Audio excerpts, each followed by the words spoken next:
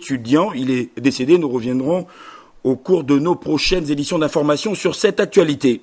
Un établissement scolaire spécialisé en anglais ouvre ses portes à Libreville, la capitale gabonaise. Marius Medical College and Hospital vient d'être présenté au public à la faveur d'un point de presse organisé par les responsables de cette structure privée. C'était en présence de nos reporters Guilain, Cabrel, Lemami et Marlise Mengue. Octobre dernier, Marius Medical College and Hospital signait un contrat avec l'État gabonais sur la construction d'une université d'études médicales d'excellence dotée d'un campus et d'une structure hospitalière pluridisciplinaire à la pointe de la modernité au Gabon. C'est pour matérialiser ce contrat qu'un point de presse a été organisé à la faveur de la presse gabonaise pour expliquer les ambitions que la dite structure s'est donnée pour le Gabon et les difficultés qu'elle rencontre.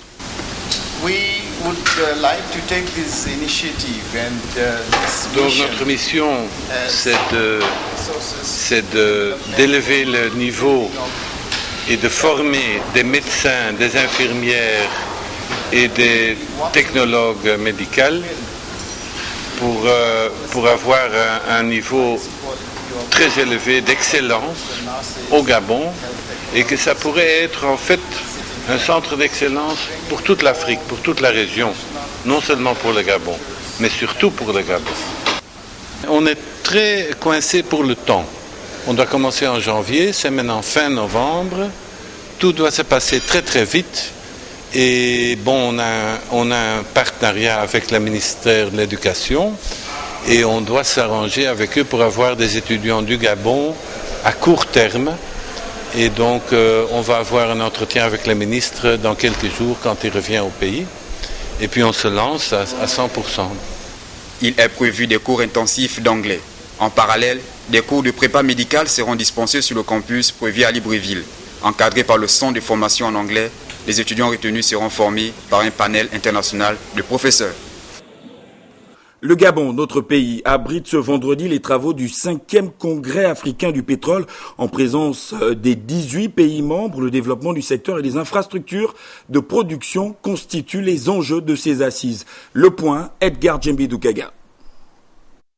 À ce 5e congrès africain du pétrole qui s'ouvre dans la capitale gabonaise ce 23 novembre, 18 pays dont le Gabon qui dispose des réserves de plus de 100 milliards de barils sont représentés.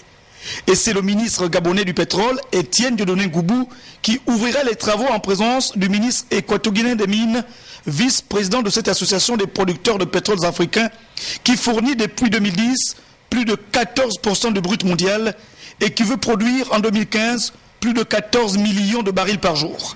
À Libreville, les participants devaient s'expliquer cette croissance. 1. Le développement de la technologie. 2. L'évolution du prix du baril. $111 depuis un an. Et puis, chaque année, les pays membres de l'APA découvrent d'autres réserves de pétrole et de gaz. Le 5e congrès africain du pétrole définira très clairement les défis urgents.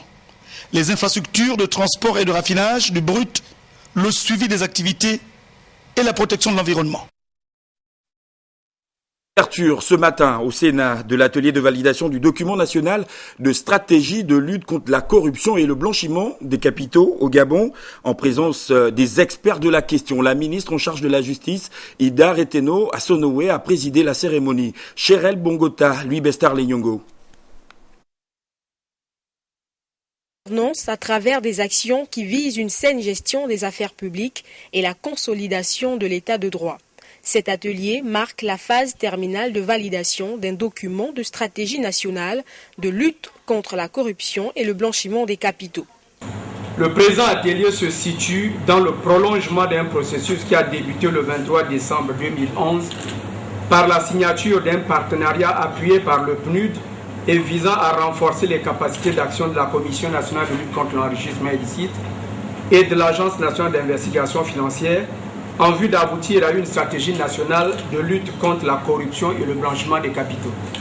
La lutte contre la corruption et le blanchiment des capitaux est l'affaire de tous. Parce que la corruption a des effets dévastateurs sur le développement, le Gabon a signé le 10 décembre 2003 la Convention des Nations Unies contre la corruption, principal instrument juridique international de lutte contre la corruption. Idare Teno Asonoué, ministre de la Justice, qui présidait la cérémonie, a réaffirmé l'engagement du Gabon vers la bonne gouvernance qui profitera à tous les citoyens. Le présent atelier intègre la vision de Monsieur le Président de la République, qui voudrait résolument compter le Gabon dans le peloton des pays exempts de corruption pour enrayer efficacement ces fléaux occultes. Notre pays doit plus que jamais disposer d'une stratégie spécifique. Pendant 2 jours, les experts recrutés pour conduire cet exercice se doivent de débattre sur des propositions pertinentes et susceptibles d'opérationnaliser les outils pour gagner le pari. Sécurité et circulation routière, je vous le disais en titre, un grumier en convoi a perdu son chargement sur l'axe Lambaréné dans la province du Moyen-Ogooué. Une gigantesque bille s'est écroulée et a abîmé considérablement la voie. Sur place, John Wilfried Sega. Les habitants de Bateva, village situé à une quarantaine de kilomètres de Lambaréné, auraient pu traverser des moments douloureux si cette bille d'Okoumé, que transportait l'un des 2 camions qui faisait partie d'un convoi, s'était écroulée en pleine agglomération. Dans sa lourde chute, qui s'est heureusement produite à la sortie du village, cette charge, aux dimensions exceptionnelles, a bloqué la circulation pendant plusieurs heures et surtout dégradé considérablement la voie à cet endroit précis sur l'axe Lambaréné-Libreville. De l'avis des ingénieurs des travaux publics, le dimensionnement de la route est de 13 tonnes à l'essieu. Le problème qui se pose est alors de savoir si des contrôles de routine sont effectués pour faire respecter cette convention. Toute chose qui interpelle l'ANGT, Agence nationale des grands travaux, au même titre que le REPAR, réseau des parlementaires participant à la protection de la biodiversité et de la lutte contre la destruction des forêts denses et humides d'Afrique centrale et des bassins du Congo. Des experts de la sécurité routière à Tchibanga, dans la province de la Nyanga, au sud du Gabon, avec les autorités locales, ils ont organisé une conférence de sensibilisation à l'intention des usagers de la route. Charline Worimpira, Yves Languès-Doukaga.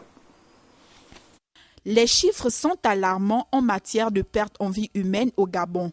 Selon les experts de la sécurité routière, environ 300 personnes meurent chaque année par accident de la route. Les causes ici sont multiples. C'est quelqu'un qui s'élance dans la circulation. Le dépassement dangereux, l'excès de vitesse, parce qu'il faut prouver aux yeux des gens qu'en dehors de lui, il n'y a plus personne susceptible de tenir le volant. Et la question que je vous pose,